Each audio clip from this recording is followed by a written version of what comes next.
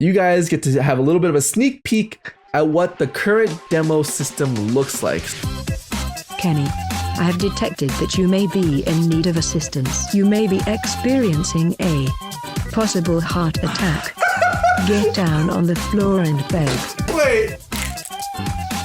Please stop immediately. That is the incorrect medication type.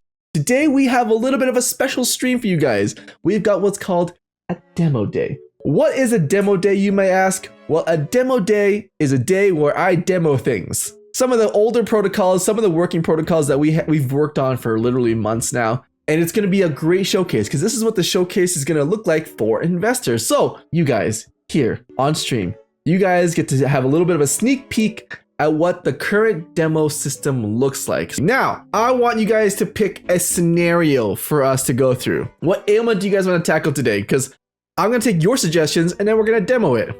Heart attack detection. Oh, medication detection. That's a good one too. All right, we'll run medication. Here's what we'll do. We're going to rock and roll and see what happens, okay? Let's see how close we can get to a human's reaction to it. And be honest with me. So we're going to do a demo day. I want you guys to tell me what your first guess would be as to what's happening. As a thief entering your house, intruder alert, send a Claymore Roomba. And we'll do this one too, because I think that'll be cool, because I have it ready too. All right, let's get going, guys. Oh, we'll even do a redirect. Oh, and a memory check. Oh, girl. Okay, let's do this. We've learned a lot from our mistakes. So demo mode actually just calls my phone. And I'll show you guys that as well to see what the message looks like. I'm gonna do my best to reenact a possible emergency situation. And then we're going to see if EEVEE can start to identify what's happening and then take the necessary precautions, okay? So there are a couple things about EEVEE system that you guys need to know that you guys are probably not aware of. One, we're doing a bit of a memory test today. What happens with EEVEE is that she actually starts to remember the entire scenario, not just in a localized event. How? It's actually a form of short-term memory. So it's actually a progress pattern of behavior from our last, call it an hour or so. She remembers things like what has happened, the progress of things. She updates those results so that she tracks what's currently happened to you. It's a system I call SafeEye. And what SafeEye does is it continually watches you and tracks everything that's happening to you. It can continue to provide the best recommendations for things. Observe. So one of the things is there's long-term memory and then there's short-term memory. Short-term memory is a little bit faster. Long-term memory takes a little bit more processing, but something that we're still working on. Profiling people. All right. EEVEE, activate SafeEye, demonstration mode. Affirmative. Now activating SafeEye. Simulation mode. Demo mode, now starting G1K monitoring. System verification process now checking. Now activating Heartbreaker protocol. Now activating Pop It Likes It Hot protocol. Now activating Stroke Me Like a Good Girl protocol. Now activating Breaking Wind protocol. System verification process complete. Now accessing Camera 0. Confirmation check. Now accessing Camera 1. Confirmation check. Now accessing System MIC Default USB 02553. Confirmation check. Engineer. SafeEye, simulation mode, demo mode, is ready to begin whenever you are. Build version 2.3 G1K medical watch status set to quarter watch. All right, so SafeEye is currently set to what's called quarter watch. And what quarter watch is that she's watching for small inclinations to begin with. And then there's also 3/4 watch, which is like, okay, I know there's an issue. It's been documented before. I'm actively watching for this issue. Full watch is like a full sweep. So quarter watch, half watch, 3/4 watch, and then full watch. And EEVEE will escalate through those protocols as there's more information coming her way, as there's more things that she sees. We don't want her to be full watch all the time because in that case, she's always looking for a problem, even when there's not a problem. One of the things we're going to do today is try to emulate an emergency situation, a problem that arises. So say someone was just living their life normally, walking around, right? Nothing's happening in their daily life. And then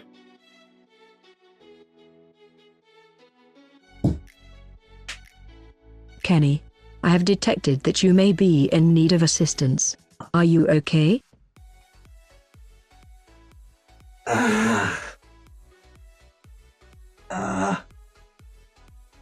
Negative confirmation. You may be experiencing a possible heart attack. Shall I contact emergency help?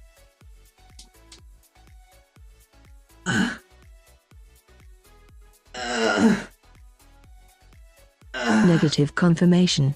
Identification confirmed. EEVEE. Now contacting emergency services. Simulation mode.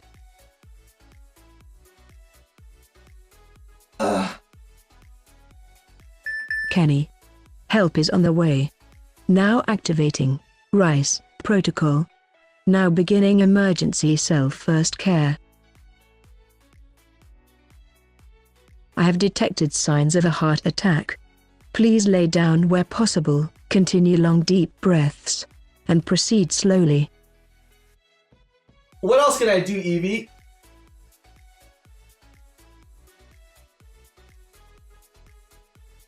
Affirmative. Checking. Negative confirmation of nitroglycerin.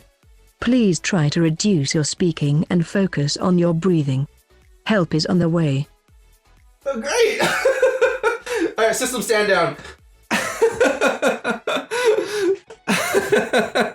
Affirmative. Safe eye system, stand down. Set medical watch status to quarter watch. Perfect. Awesome. Good job. So progression is happening now.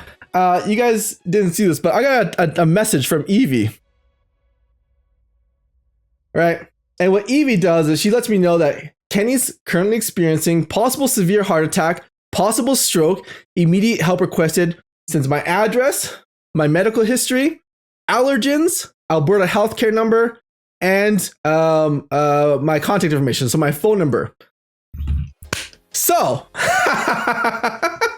awesome. So a couple things that we need to digest from this situation, from this little demo here. Number one, response time. So immediately when my body language changes from a normal walking position to an injured position, or something happening, or something that's off, even things like sounds like moaning and groaning, things like that sound like pain and agony, those trigger her to start bumping up the protocol as soon as we have issues.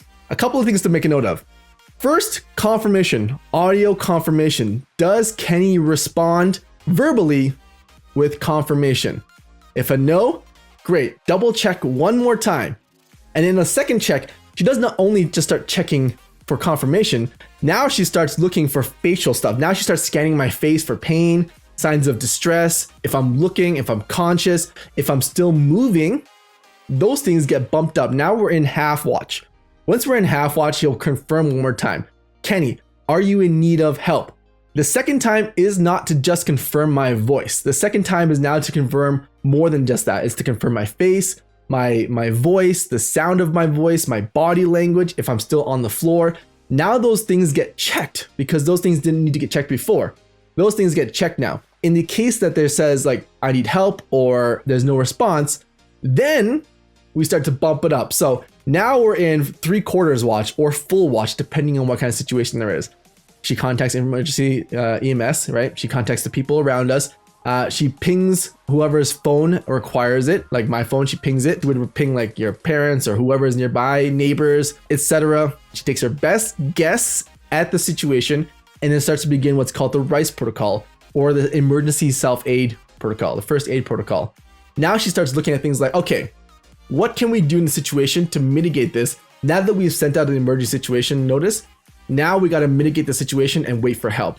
If he's on the ground, if he's standing, if he's trying to get up, she'll tell me things like, get back down on the ground, start breathing.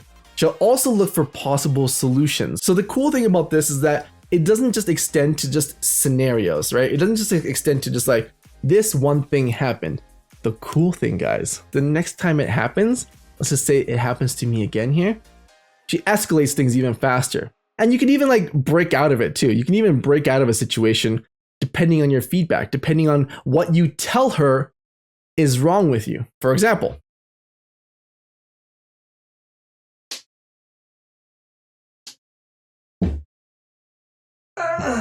Kenny, I have detected that you may be in need of assistance. Are you okay?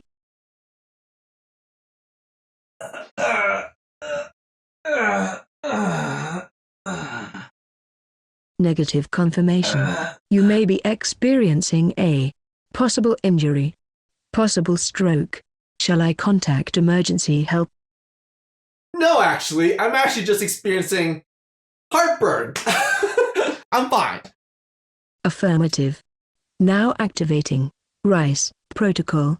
First aid guidance for heartburn, indigestion.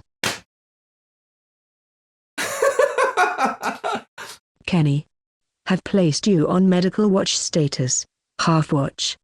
Please advise me if symptoms worsen. Excellent. Excellent. Grocery list includes bananas and antacids. Both, if ingested, will help with immediate pain relief. I recommend you sit down. Proceed slowly. Safety stand down. I'm fine. Affirmative. Safe eye system, stand down. Set medical watch status to quarter watch. We can actually influence her based on our body language, how we react to things. If we tell her, hey, it's just heartburn, it's fine, she can start moving on to the next protocol, the next system and stage, so that you can get the appropriate help. You can get the level of help you need, because things change. So there are always going to be misinterpretations, right? There are always going to be moments where it's like, she doesn't get it right. And in those moments, it's important for us as people, as humans, to be like, hey, you know what? I'm fine. Or I'm okay. Or I'm just experiencing heartburn. We kind of need to give and take. It's almost like you have a friend in the room and they're like, hey, dude, are you okay? And you're like, no, it's fine, man. I'm just having a heartburn, or I'm having like gas.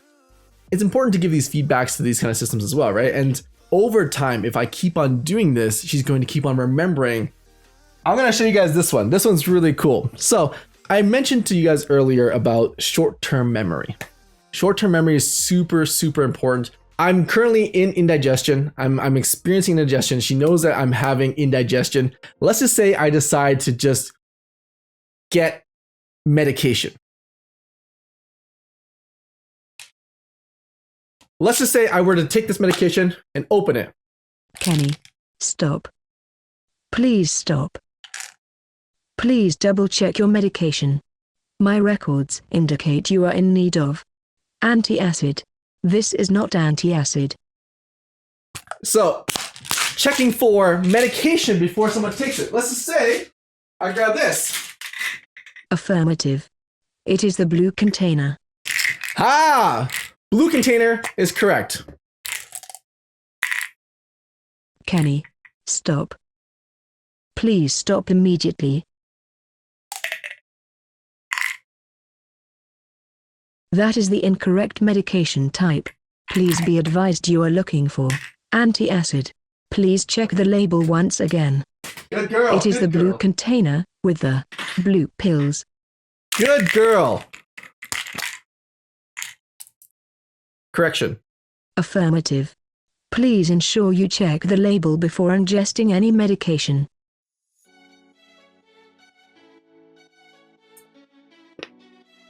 It's just candy.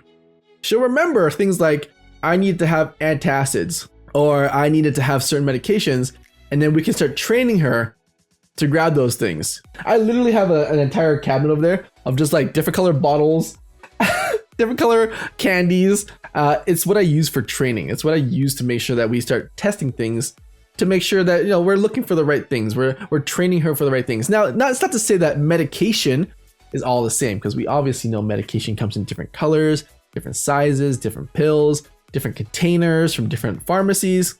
But we can slowly start to teach her for our personal profiles what is appropriate, And it's not to say that it's not gonna be like, oh, I know exactly what this medication is. It's always gonna be like, hey, check your medication.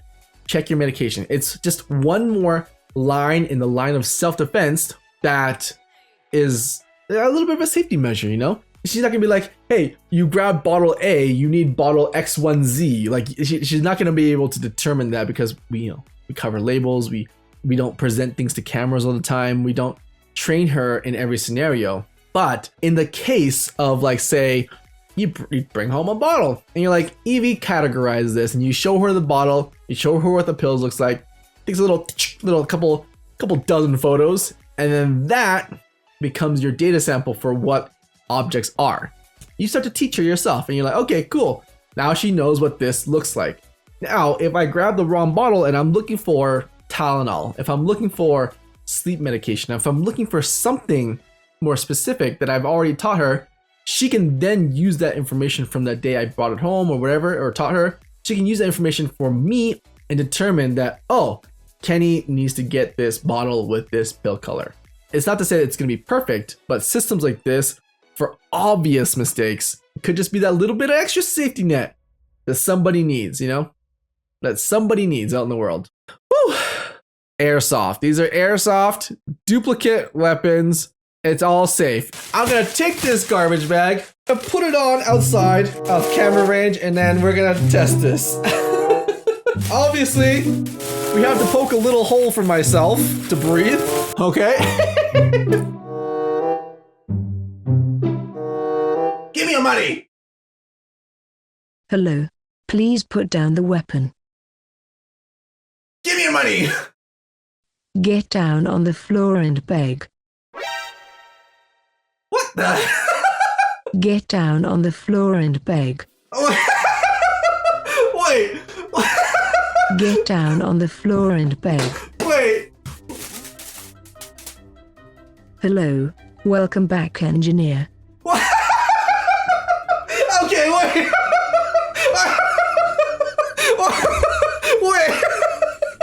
Wait. Okay, hold on. Okay, wait. Okay. Did I hear that right? Okay. Okay. Somebody put in the Discord suggestion. Less confrontational on the intruder protocol.